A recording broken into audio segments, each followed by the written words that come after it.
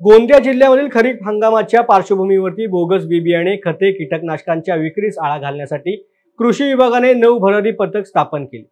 भरारी पथकामार्फत अचानक तपासणी धडक मोहीम राबवली जात असून कृषी केंद्राच्या तपासणीच्या वेळेला विक्री परवान्यामध्ये उगम प्रमाणपत्राचा समावेश नसणे, नोंदणी प्रमाणपत्र नूतनीकरण न करणे, शिल्लक साठा आणि दरपत्रक दर्शनी भागात न लावणे, परवाना घेऊन सुद्धा आर्थिक वर्षात एकदाही व्यवहार न करणे आदी कारणांमुळे 14 निविष्ठाधारकांचे परवाने 2 महिन्यांकरिता निलंबित करण्यात आले। त्याचबरोबर 8 निविष्ठाधारकांचे परवानगी कायमस्वरूपी रद्द करण्यात आले आहेत।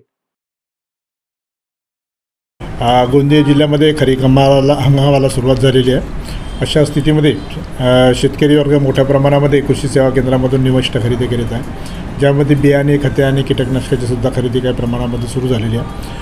मॅक्झिमम जास्तीत जास्त बियाण्याच्या बाबतीमध्ये आणि खताच्या बाबतीमध्ये शेतकऱ्यांची सध्या मागणी वाढत आहे।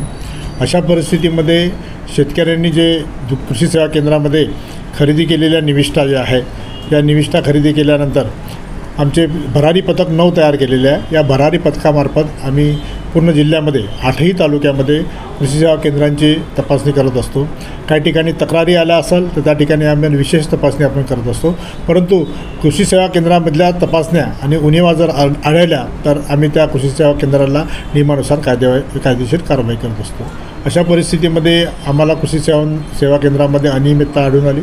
त्या कृषी सेवा केंद्रांना आम्ही त्यांना निलंबित केलेले आहे आणि 8 कृषी सेवा केंद्र जे आहे की ज्यांनी कुठल्याच प्रकारच्या निविष्ठा खरेदी विक्रीचे व्यवहार केलेले आहे, अशांचे परवाने आम्ही कायमस्वरूपी रद्द केलेले आहेत।